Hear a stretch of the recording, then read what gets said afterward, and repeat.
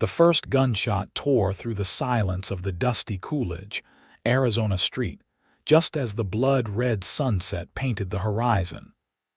Zachary Zimmerman's hand flew to his holster out of instinct, but he was a heartbeat too slow.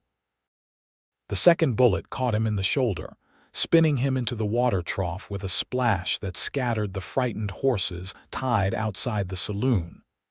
It was 1883, and Zachary Zimmerman had finally run out of luck. His vision blurred as he dragged himself behind the trough, pressing his back against the weathered wood. Blood seeped between his fingers as he clutched his shoulder, his breathing ragged. The footsteps approaching him belonged to Calvin Mercer, a bounty hunter who'd tracked him across 3 states.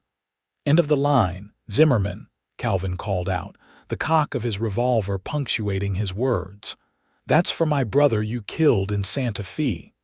Zachary winced. "Your brother drew first," he managed through gritted teeth. "Ask anyone who was there." "Don't much care," Calvin replied, his shadow falling across the dirt. "Dead is dead." Zachary's fingers tightened around his Colt. 1 bullet left. He'd need to make it count. The third shot rang out unexpectedly, and Calvin Mercer crumpled to the ground with a surprised grunt.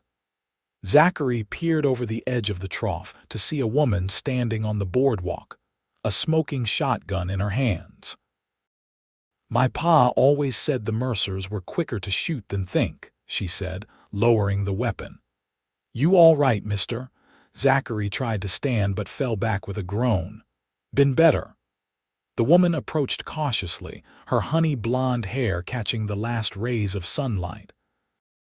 "Name's Hannah Davidson. I'm the doctor's daughter." "You always greet newcomers with a shotgun, Miss Davidson?" Zachary asked, a weak smile playing at his lips despite the pain. "Only the ones worth saving," she replied, kneeling beside him. Up close, her eyes were the same soft blue as a summer sky, contrasting with the firm set of her jaw. "Let's get you patched up before the sheriff arrives to sort out this mess." "I appreciate the sentiment," Zachary said, feeling lightheaded as blood continued to flow from his wound. "But I'm past saving." Hannah looked at him, really looked at him, seeing beyond the blood and grime to something deeper, a weariness that went beyond his physical wound. She smiled, a gentle expression that somehow reached places inside him long since gone dark. "Then I'll just sit with you in the ruins," she said softly, tearing a strip from her petticoat to press against his wound. Zachary felt something stir in his chest, something he thought had died years ago alongside his family during the Apache raid on their homestead. Before he could respond, more townsfolk were gathering, and Hannah's father arrived, medical bag in hand. "What have we here, Hannah, doctor?" Davidson asked, kneeling beside his daughter.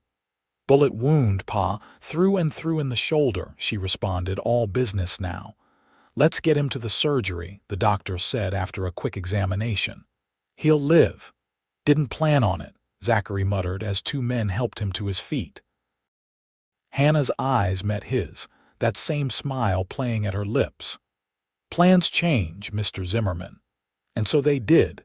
The doctor's surgery was a small room behind his house, smelling of carbolic acid and medicinal herbs. Zachary lay on the table, gritting his teeth as Dr. Davidson probed the wound. "You're lucky," the older man said. "Bullet missed anything vital. Should heal clean if infection doesn't set in." Zachary stared at the ceiling. Luck wasn't something he'd had much acquaintance with these past years. "The man I shot, Calvin Mercer, will live," Dr. Davidson said curtly. "Though he might think twice about drawing on folks in the future. Bullet shattered his knee. He won't be chasing bounties anymore." Hannah entered with fresh bandages, her sleeves rolled up. "Sheriff Tillman wants to speak with you when Pa's done." Zachary nodded grimly. He'd expected as much. "Don't worry," she continued, helping her father clean the wound. "Sheriff's a fair man. Half the town saw Mercer draw first." Wouldn't be the first time someone's tried to collect on me, Zachary said. Won't be the last. Dr. Davidson gave him a shrewd look. Been riding that hard road, have you? Since Antelope Springs, Zachary confirmed, watching recognition dawn in the doctor's eyes. The massacre. That was 7 years back, Dr. Davidson said softly. 7 years, 2 months, and 16 days, Zachary corrected. Not that I'm counting. Hannah's hands stilled on the bandages. You lost someone there. It wasn't a question, but Zachary answered anyway. Everyone. My wife. My son. He was just 4. The silence that followed was heavy with unspoken sympathy. Hannah finished bandaging his shoulder with gentle movements. You'll need somewhere to rest while you heal, Dr. Davidson said finally. Hannah, prepare the room above the surgery. Already did, Pa, she said, and Zachary wondered how she'd known he would stay. Sheriff Tillman arrived as doctor. Davidson was finishing up, a barrel-chested man with a silver-streaked beard and eyes that had seen too much frontier justice. Zachary Zimmerman, the sheriff said, leaning against the doorframe. Your reputation precedes you. Most of it's lies, Zachary replied wearily. Most, but not all. There was a hint of a smile beneath the sheriff's mustache. Depends on who's telling the tales. Sheriff Tillman nodded. Calvin Mercer says you killed his brother in cold blood. His brother tried to back-shoot me in Santa Fe. I was faster, Zachary said simply. There were witnesses. I know. Got the telegraph from Santa Fe last month when Mercer started asking questions around town, the sheriff said. You're clear on that count. Zachary blinked in surprise. Then why? Because Mercer wasn't the only one looking for you, Tillman cut in. There's others who think you've got blood on your hands worth answering for. There always are, Zachary muttered. Rest up, the sheriff said, pushing off from the doorframe. When you're on your feet, come see me. Might have a proposition for you. After the sheriff left, Hannah helped Zachary to the small room above the surgery. It was simple but clean, with a narrow bed, washstand, and window overlooking the main street. It's not much, she apologized.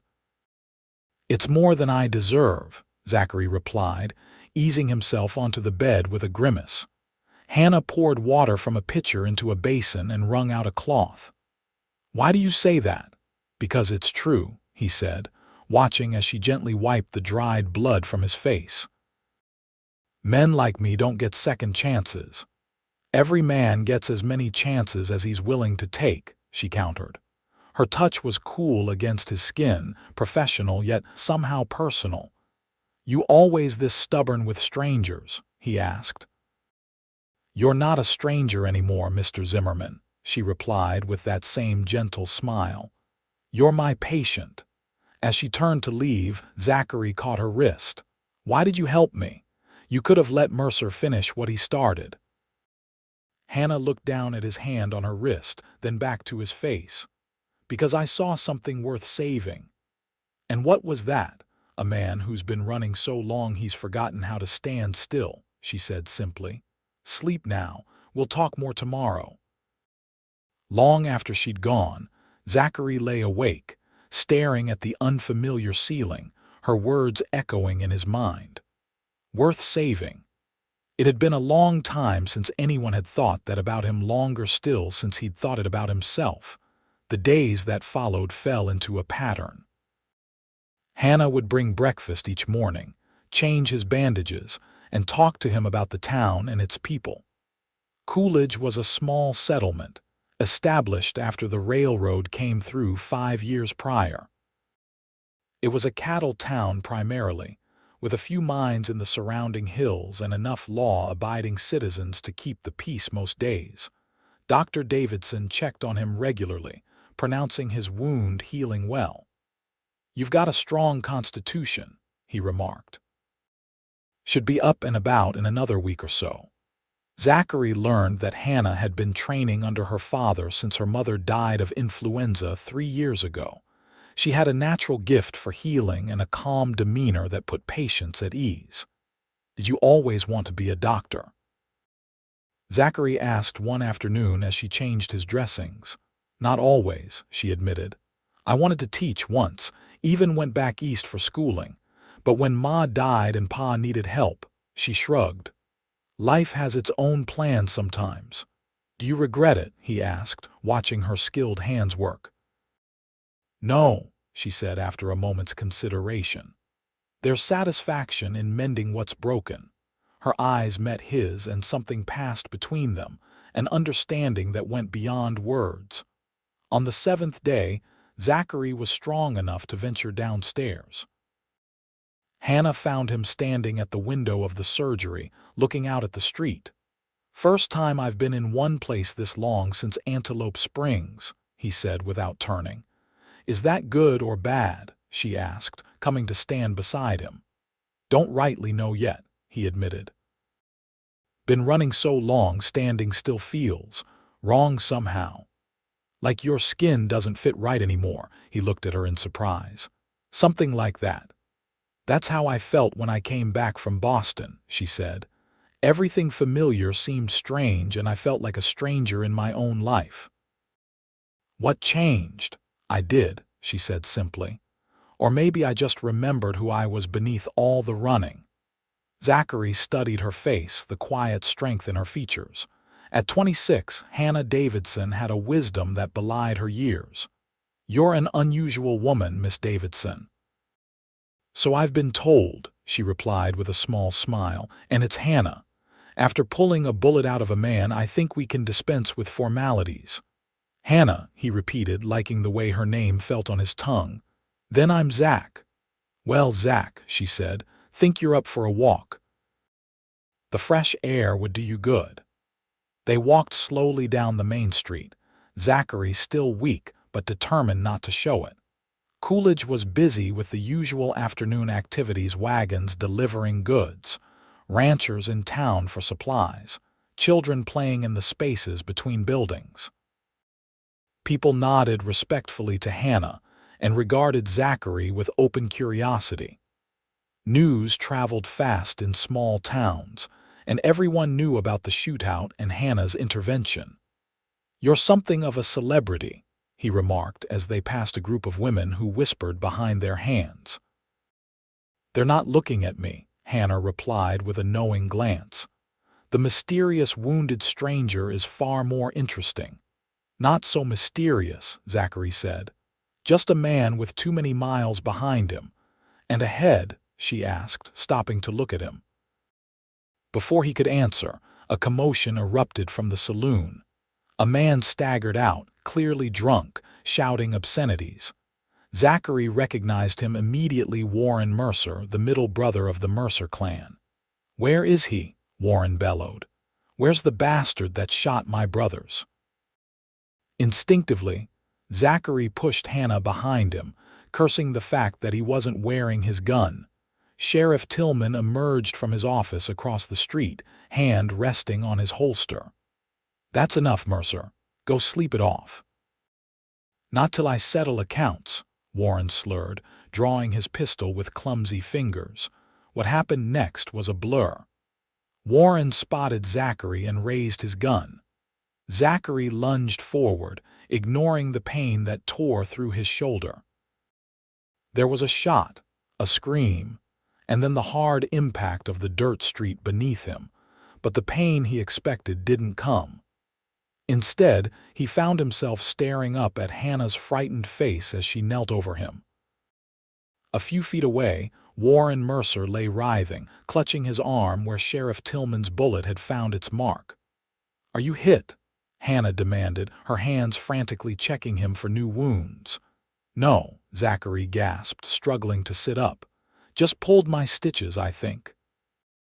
Relief washed over her face, followed quickly by anger. "What were you thinking? You could have been killed." "Wasn't thinking," he admitted. "Just reacted." Sheriff Tillman approached, holstering his gun. "You all right, Zimmerman?" "Been better," Zachary replied, accepting the sheriff's hand to pull him to his feet.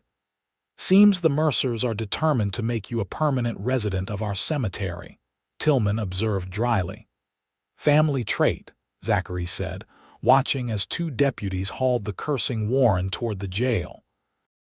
"Come by my office when the doc's done patching you up again," the sheriff said. "That proposition I mentioned might be more urgent now." Back at the surgery, Hannah was uncharacteristically silent as she repaired his torn stitches. "You're angry," Zachary observed. "Yes," she admitted, tying off a suture with more force than necessary. "You nearly got yourself killed." "Better me than you," he said softly, her hands stilled. "Why would you say that?" "Because it's true," he said, meeting her gaze. "Your life is worth something. You help people. You make things better. Me, I just leave ruins in my wake." Hannah's expression softened. "Is that what you think? That you're nothing but destruction?" When he didn't answer, she placed her hand over his. "Zach, what happened at Antelope Springs, it wasn't your fault." "You don't know that," he said, his voice rough. "Then tell me," she urged gently. For a moment, he thought he would refuse, as he had refused so many times before when others had asked. But something about her steady presence broke through the walls he'd built around that day. "I was a scout for the cavalry," he began, his eyes fixed on some distant point. "My wife, Elizabeth, and our son, Thomas, were at our homestead on the edge of Antelope Springs. There had been tensions with a band of Apache who claimed the water rights to the creek that ran through the settlement." Hannah listened silently as he continued, his voice growing hollow. "I told the lieutenant there was no need for troops. The Apache leader, Black Horse, was reasonable. We'd been trading with his people for years. But new settlers kept pushing in, and someone we never knew who killed 2 Apache boys who were fishing at the creek." Zachary's hands clenched into fists. "The lieutenant didn't listen. They rode in, guns blazing, right into an ambush. By the time I got back to Antelope Springs, the Apache had attacked the settlement in retaliation.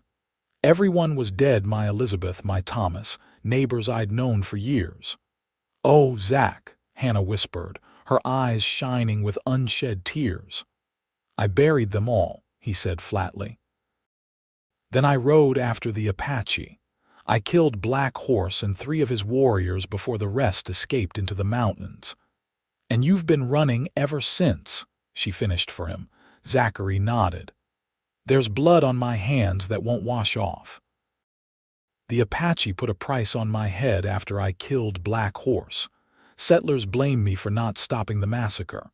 The army blames me for the ambush. Seems like everywhere I go, someone wants me dead." "And what do you want?" Hannah asked quietly. The question caught him off guard. No one had asked him that in years. "I don't know any more," he admitted. "Just to stop running, maybe." "Then stop," she said simply, squeezing his hand. "Stay here. It's not that simple." "It could be," she insisted. "Coolidge is growing. We need good men who can handle themselves. Men who understand both sides of the frontier." Zachary looked at her in wonder. "After everything I've told you, you still think I'm worth something?" "I know you are," she said firmly. "The fact that you're carrying all this guilt proves it. A truly bad man wouldn't care." Before he could respond, there was a knock at the door and Sheriff Tillman entered, hat in hand. "Doc around?" he asked, nodding to Hannah. "Pa's out at the Sullivan Ranch. Their youngest has the croup," Hannah replied. "Can I help you, Sheriff?" "It's about my proposition for Zimmerman here," Tillman said, pulling up a chair. "Town council's been looking for a deputy, someone who knows the territory and can handle himself in a tight spot." Zachary stared at him in disbelief. "You're offering me a badge, after everything you know about me?" "Because of everything I know about you," Tillman corrected. "I telegraphed around. That cavalry lieutenant you mentioned. He finally admitted his mistake about Antelope Springs. Too late for those who died, but it clears your name officially." "That doesn't change what happened," Zachary said, his voice tight. "No, it doesn't," Tillman agreed soberly. "But it means you can stop running." Hannah's eyes met Zachary's, hope shining in them. It's a chance, Zach. Zachary looked from Hannah to the sheriff and back again. Could it really be that simple? After 7 years of dust and blood and loneliness, could he just stop? I'll think about it, he said finally. Sheriff Tillman nodded, rising to his feet. Fair enough, but don't think too long. With the railroad bringing more settlers through and troublemakers like the Mercers stirring things up, I need someone watching my back sooner rather than later. After the sheriff left, Hannah busied herself clearing away the medical supplies, a small smile playing at her lips. You think I should take it, Zachary observed. I think you should do what feels right, she corrected. But yes, I think you'd make a good deputy. And if more people come looking for me, then you'll face them with the law on your side, she said firmly, and you won't face them alone. The promise in her words warmed something cold inside him. For the first time in years, Zachary allowed himself to consider a future not just the next town or the next day, but something more permanent, something with roots. I'll talk to Tillman tomorrow, he decided. Hannah's smile was like sunshine breaking through storm clouds. Good.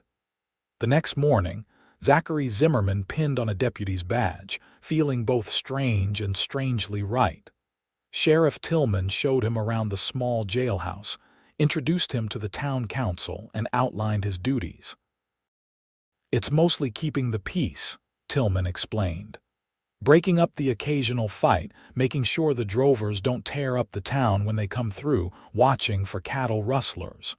And the Mercers? Zachary asked. Calvin's still laid up at Doc Davidson's. Warren's in our jail until the circuit judge comes through next week, Tillman replied.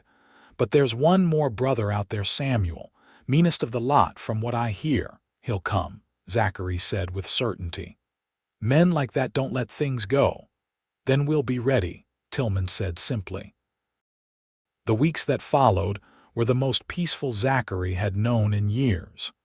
He took to the job naturally, his quiet authority and quick reflexes earning respect from the townspeople. He rented a small house on the edge of town, began saving money, and started thinking about building something that would last. And always, there was Hannah. She brought him dinner after long shifts, tended to his shoulder until it was fully healed, and introduced him to the rhythms of Coolidge life. They walked together in the evenings, talking about everything and nothing. He learned that she loved poetry and hated licorice, that she could shoot almost as well as he could, and that she dreamed of someday opening a proper hospital for the territory. In turn, he found himself telling her about his life before Antelope Springs, his childhood in Missouri, his years as an Army scout, the simple joy he'd found in his brief time as a husband and father. Stories he hadn't told another living soul in 7 years flowed easily when Hannah was listening. One evening in late autumn, they sat on the porch of her father's house, watching the sunset paint the desert in gold and crimson.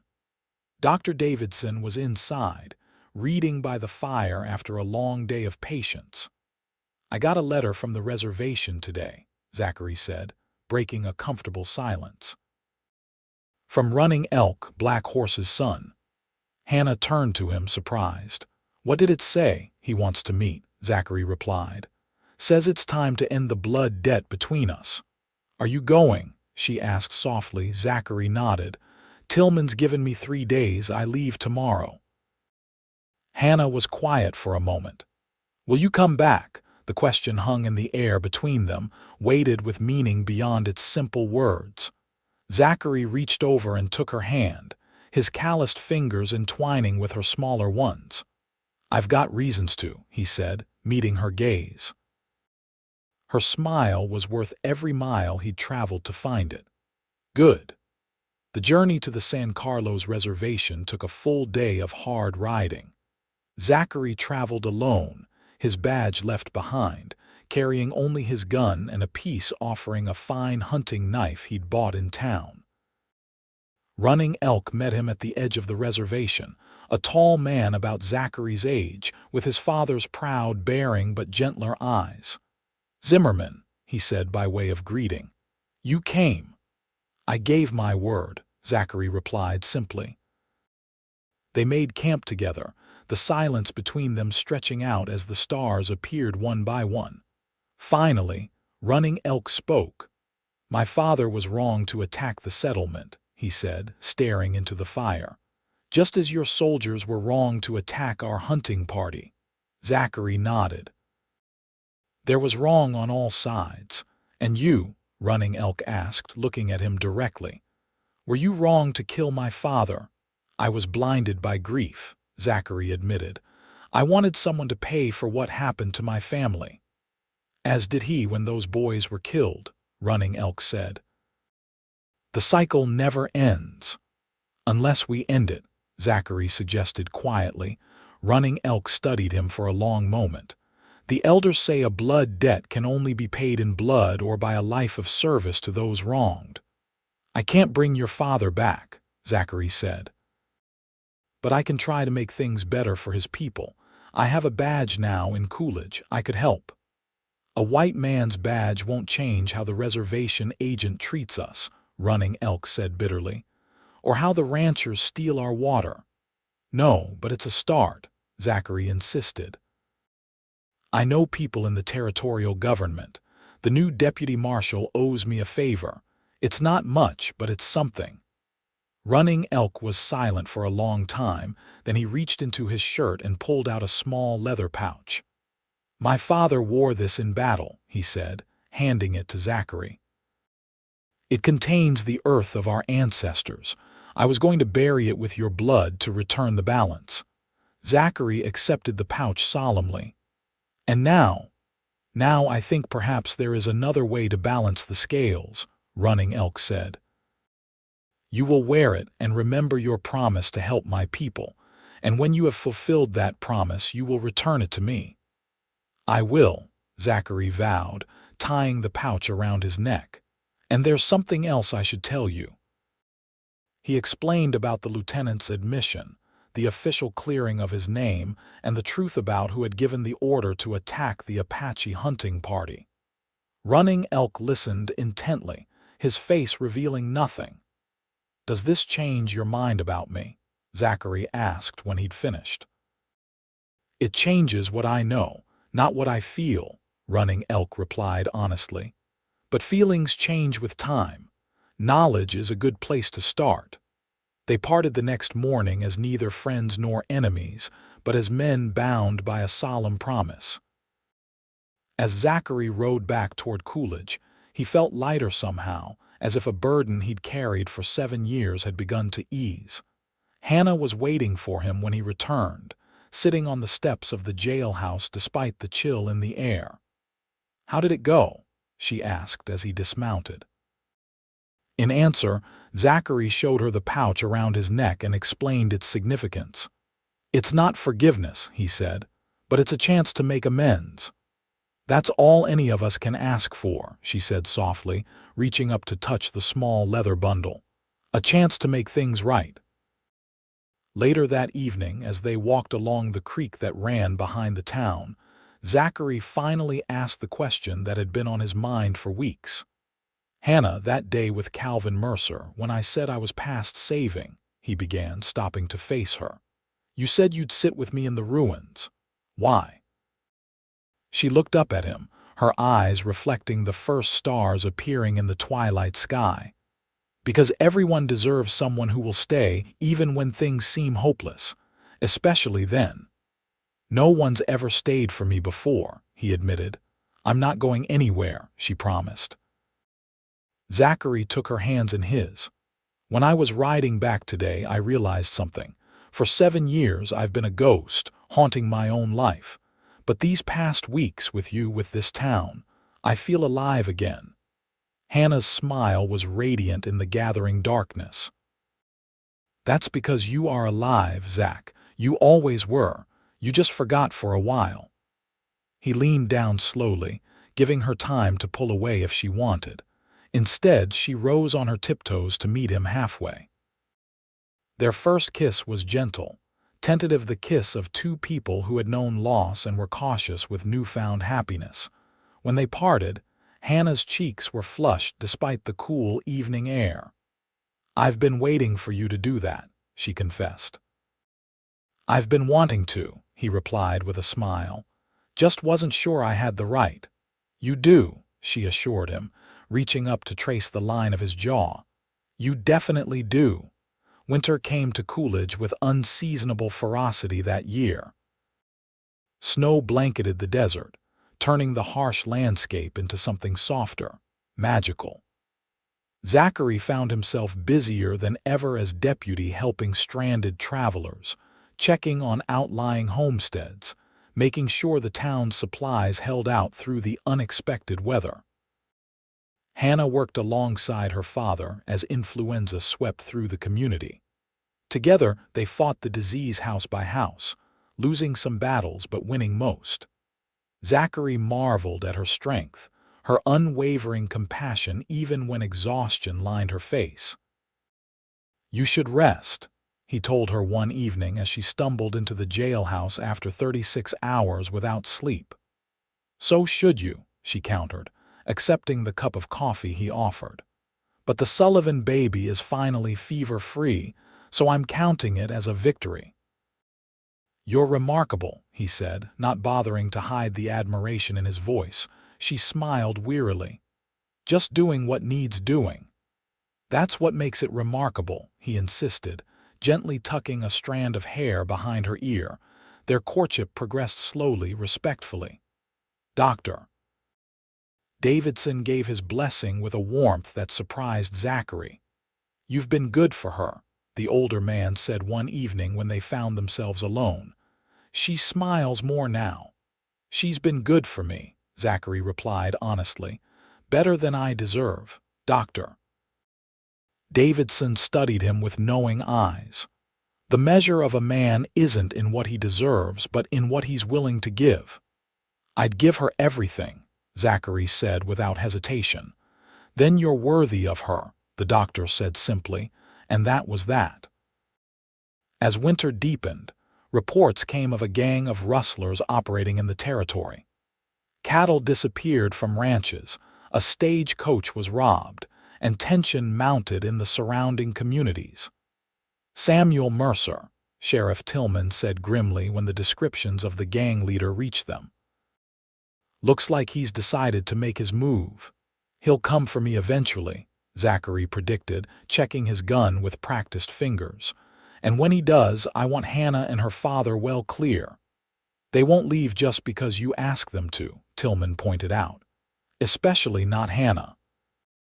"Then we'll have to end this before it reaches town," Zachary said determinedly. Their chance came sooner than expected. A rancher rode in with news of rustlers camped in Box Canyon, 15 miles north of Coolidge. Tillman organized a posse himself, Zachary, and 5 reliable men from town. When Zachary went to tell Hannah he was leaving, she was already packing medical supplies. "What are you doing?" he asked. "Coming with you," she said matter-of-factly. "If there's shooting, you'll need a doctor." "It's too dangerous," he protested. "I'll stay back with the horses," she promised. "But I'm coming, Zach. That's not negotiable."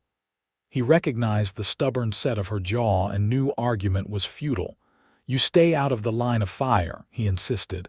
"If anything happened to you." She silenced him with a kiss. "Nothing will happen to either of us," she said firmly. "We have too much to live for." The posse rode out at dawn, the winter sun casting long shadows across the snow-covered landscape. Hannah rode beside Zachary, her medical bag secured to her saddle, her father's shotgun across her lap. They reached Box Canyon by midday, approaching cautiously. Smoke from a campfire rose above the rim, confirming the rustlers' presence. Tillman divided the posse, sending 2 men to block the far entrance to the canyon while the rest would enter from the near side. "Hannah, you stay here with the horses," Zachary instructed as they prepared to move in. "If you hear sustained gunfire, ride back to town for help." "Be careful," she said, touching the pouch at his neck. "You have promises to keep." "I intend to," he assured her. The attack on the rustlers' camp was supposed to be a surprise, but something went wrong. A sentry spotted them, gunfire erupted, and suddenly the advantage was lost. Zachary found himself pinned down behind a boulder as bullets chipped away at the stone. Across the clearing, he caught glimpses of Samuel Mercer, a broad-shouldered man with a shock of red hair and a scar running down one cheek. He was shouting orders to his men, directing their fire with cool precision. "Zimmerman," Mercer called out during a lull in the shooting. "I know you're there. This is for my brothers. Your brothers tried to kill me," Zachary shouted back. "They made their choice." "And you've made yours," Mercer replied. "Now you'll die with that badge on, just like my pa did." The revelation struck Zachary like a physical blow. "Your father was a lawman, marshal in Texas, till some outlaw gut shot him," Mercer confirmed bitterly. "So we became what killed him. Poetic, ain't it?" "It's a waste," Zachary called back. "You're better than this, Mercer. You don't know what I am." The firefight resumed with renewed intensity. One of the posse was hit, crying out as he clutched his leg. Sheriff Tillman was running low on ammunition. The situation was deteriorating rapidly. Then Zachary heard the sound he'd been dreading, Hannah's voice, clear and authoritative, calling for a ceasefire. "I'm a doctor," she shouted, stepping into the clearing with her hands raised. "There are wounded men who need help." "Hannah, get back," Zachary yelled, but it was too late. Samuel Mercer emerged from cover, his gun trained on Hannah. Well, what have we here?" "A doctor," she repeated steadily, though Zachary could see the fear in her eyes. "Let me tend to your wounded and the sheriff's men. No one else needs to die today." Mercer studied her for a long moment. "You're with Zimmerman, aren't you?" "I've heard about the deputy's lady doctor." "I'm with anyone who needs medical help," she replied evenly. Something shifted in Mercer's expression, a flicker of uncertainty. "I had a wife once," he said, almost to himself. "She was a healer too, died of fever while I was away on a job." Hannah took a cautious step forward. "I'm sorry for your loss, truly. But more death won't bring her back, just as it won't bring back your father." Zachary held his breath, watching the internal struggle play out across Mercer's face. Then, slowly, the rustler lowered his gun. "Tend to the wounded," he said gruffly. "The rest of you keep your weapons where I can see them." It was a tense truce. Hannah moved among the injured with calm efficiency, treating a rustler with a shoulder wound, then the posse member with the leg injury. Zachary kept his gun ready, not fully trusting Mercer's change of heart. "Why are you doing this?" he asked the rustler as they stood watch over the makeshift field hospital. Mercer shrugged. "Maybe I'm tired of burying people. Or maybe your lady there reminded me there's more to life than revenge." "It's not too late to change course," Zachary suggested carefully. Mercer gave a harsh laugh. "For me, the things I've done, I'm past saving, deputy." Hannah looked up from bandaging a wound, her eyes meeting Mercer's. "No man is past saving who recognizes his own ruins," she said quietly. The words hung in the air between them, and something in Mercer's hard expression cracked. He turned away, but not before Zachary caught the sheen of tears in the man's eyes. "Take your wounded and go," Mercer said finally. "I'll give you an hour before we ride out." "And then?" Sheriff Tillman asked skeptically. "And then we're leaving the territory," Mercer replied. "Too many ghosts here." Zachary didn't fully believe him, but with wounded men needing proper care, they had little choice. They helped the injured onto horses and began the slow journey back to Coolidge, watching over their shoulders for any sign of betrayal. But Mercer kept his word. By the time they reached town, word came via telegraph that the rustlers had crossed the territorial line heading east. "You think he's really gone for good?" Tillman asked as they settled the wounded in the doctor's surgery. I don't know, Zachary admitted. But I think Hannah got through to him somehow. Hannah, overhearing as she washed blood from her hands, smiled tiredly. Sometimes people just need to be seen as they could be, not as they are. Is that what you did with me? Zachary asked later when they were alone. No, she said, touching his cheek. I just saw you as you truly were, beneath all the dust and sorrow. Spring came to Coolidge with a riot of wildflowers blooming across the desert. The town grew as new settlers arrived, bringing fresh energy and ambition. Zachary found his role as deputy expanding mediating disputes, helping newcomers, building bridges between the town and the Apache on the reservation. True to his promise to running elk, he intervened when a group of ranchers tried to divert water from reservation land, and he personally escorted the territorial governor on a visit to San Carlos, ensuring that long-ignored grievances were finally heard. Hannah's reputation as a healer spread throughout the territory. Dr. Davidson began talking of retirement, confident that his daughter could carry on his work. Together with Zachary, she drafted plans for a small hospital to serve Coolidge and the surrounding area. Their love deepened with each passing day, comfortable and certain as the rising sun. Zachary marveled at the life he'd found, so different from the lonely existence he'd known for those 7 years on the run. One evening in late April, he took Hannah riding to a mesa overlooking the town. The desert was awash in the golden light of sunset, and in the distance, the first stars were appearing in the lavender sky. It's beautiful, Hannah said, dismounting to stand at the edge of the mesa. I never tire of this view. Nor do I, Zachary replied, though his eyes were on her, not the landscape. He joined her at the edge, taking her hand in his. Hannah, when I rode into Coolidge that day, I was a man who'd given up. I thought there was nothing left for me but dust and regret. She turned to face him, her eyes soft with understanding. And now I know better, he said simply. You taught me that even ruins can be rebuilt, that what's broken can be mended. From his pocket, he withdrew a small box.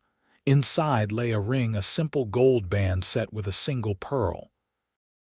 It's not fancy, he apologized, but it was my mother's and her mother's before her. It's the only thing I have left from before. It's perfect, Hannah whispered, her eyes shining with unshed tears. Hannah Davidson, Zachary said, dropping to one knee, will you marry me? Will you build a life with me, here in this place where I found myself again? Yes, she said without hesitation. 1,000 times yes. The ring slid onto her finger as if it had been made for her. As he stood, she threw her arms around his neck and he lifted her, spinning them both in a circle of pure joy. I love you, he said, the words he'd held back for so long finally free. I love you more than I have words to say. Then show me, she replied, standing on tiptoe to kiss him as the last light of day surrendered to the first stars of evening. They were married in June, with the whole town in attendance. Dr. Davidson gave away the bride. Sheriff Tillman stood as Zachary's best man. And to everyone's surprise, Running Elk came from the reservation to witness the ceremony, bringing with him a gift of beautifully tanned deerskin embroidered with sacred symbols of blessing and protection. As Hannah walked toward him in her mother's wedding dress, a crown of desert wildflowers in her honey gold hair, Zachary felt a sense of completion he had never thought to experience again. This woman who had seen him at his worst, who had sat beside him in his ruins, was now walking toward a future they would build together. When it came time for his vows, the words he had carefully prepared fled his mind, and he spoke instead from his heart. Hannah, when I met you, I was a man running from his past, afraid to stop for fear of what might catch up with me. You taught me that sometimes what catches up isn't vengeance, but grace. You showed me that ruins aren't an ending, but a beginning, the foundation upon which something new and stronger can be built. Tears shone in Hannah's eyes as he continued. I promise to love you through all seasons, to stand beside you in joy and in sorrow, to build with you a life worthy of the second chance you gave me.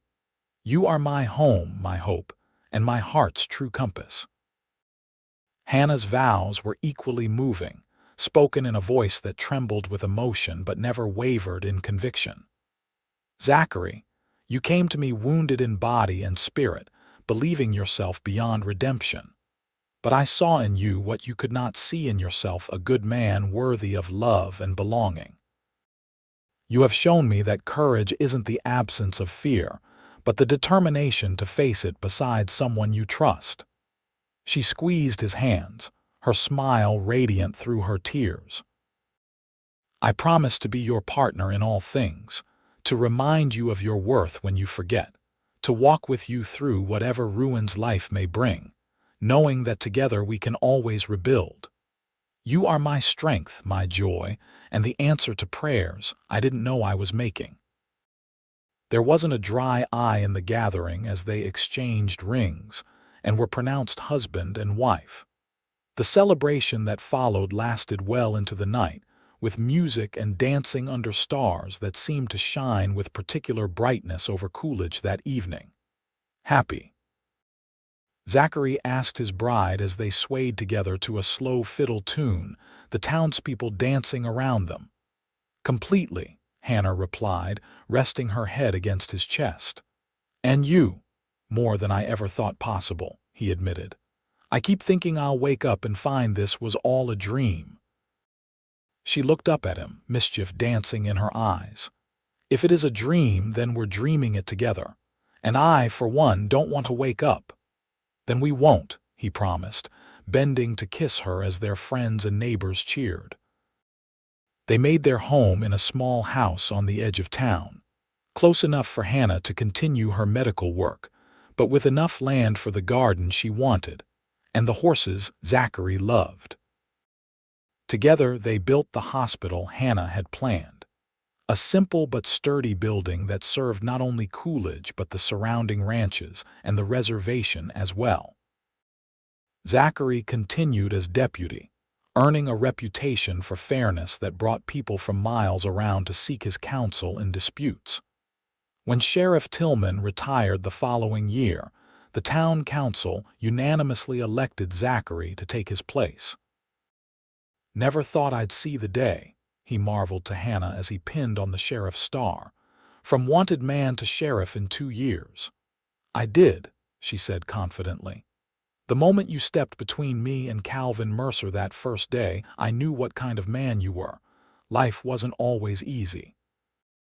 The frontier remained a harsh place, with drought and disease, the occasional outlaw band, and the ever-present tensions between settlers and native peoples. But together, Zachary and Hannah faced each challenge with the same determination that had brought them through their earlier trials. A year after their wedding, Hannah gave birth to their first child, a son they named Thomas, after the boy Zachary had lost at Antelope Springs. Holding his newborn son, Zachary felt the circle of his life closing and opening simultaneously, an ending, and a beginning wrapped in the same precious bundle. He has your eyes, Hannah said softly as they marveled over their child. And your stubbornness, I'll wager, Zachary replied with a tender smile. Poor kid. Hannah laughed, the sound as bright and healing as ever. He'll need it, being our child. He has quite a legacy to live up to. Not a legacy of the past, Zachary said, touching the small leather pouch he still wore around his neck, but of the future we're building. 2 years later, their daughter Elizabeth joined the family, named for Zachary's first wife but with Hannah's gentle spirit and curious mind. Watching his children grow, Zachary often thought about the strange, winding path that had led him to this life, how sorrow had given way to joy, how ruins had become the foundation for something beautiful and enduring. On the 10th anniversary of his arrival in Coolidge, Zachary rode out to the reservation to meet with Running Elk. The years had been kind to both men, though threads of silver now shone in their hair and lines of experience marked their faces. "You have kept your promise," Running Elk said as they shared a meal in his home. "My people speak well of Sheriff Zimmerman." "I've tried," Zachary replied honestly. "There's still much to be done." "There always will be," Running Elk agreed, "but you have earned this." He held out his hand and Zachary understood. Untying the leather pouch from around his neck, he placed it in Running Elk's palm. "The blood debt is paid," Running Elk said formally. "Not in blood, but in a life of service." "Thank you," Zachary said simply. Running Elk smiled. "I have something else for you," he said, reaching into a nearby chest. He withdrew a similar pouch, newer but made in the same style. "This contains the earth of both our peoples, for your children, so they will know the full story of their father." Deeply moved, Zachary accepted the gift. They will know all of it, the sorrow and the healing. As he rode home that evening, Zachary felt a lightness he hadn't known was possible. The ghosts that had haunted him for so long seemed finally at peace, allowing him to embrace fully the life he had found. Hannah was waiting on the porch, their children playing in the yard. Thomas, now 9, was teaching his 7-year-old sister how to twirl a lasso, both of them laughing as the rope tangled around their legs. "Papa!" Elizabeth cried, spotting him first. She ran to meet him, her braids flying behind her, Thomas close on her heels. Zachary dismounted, gathering them both in his arms. Over their heads his eyes met Hannah's, and the love he saw there still took his breath away. Later that night, after the children were asleep, he told Hannah about his meeting with Running Elk and showed her the new pouch. "So it's truly over," she said, running her fingers over the intricate beadwork. "The past is finally laid to rest." "Thanks to you," Zachary said, drawing her close. "You were right that day, you know." "Which day?" she asked, looking up at him. "The day we met when I said I was past saving," he reminded her. "You said you'd sit with me in the ruins, but you did more than sit, you helped me rebuild." Hannah smiled, the same gentle smile that had first pierced his defenses all those years ago. "We rebuilt together. That's what love does, Zach. It takes what's broken and makes it whole again, stronger at the mended places." As they stood together on the porch of the home they had built, looking out at the town that had given them both a second chance, Zachary knew with bone-deep certainty that he had found what every wanderer seeks, not just a place to belong, but a person with whom to share the journey. "I love you, Hannah Zimmerman," he said, drawing her closer as the desert night bloomed with stars above them. "And I love you," she replied, her head fitting perfectly against his shoulder. "Yesterday, today, and all our tomorrows." In the years that followed, Coolidge grew from a small frontier town into a thriving community. The Zimmerman Hospital expanded to serve the entire county, with Hannah training a new generation of doctors and nurses.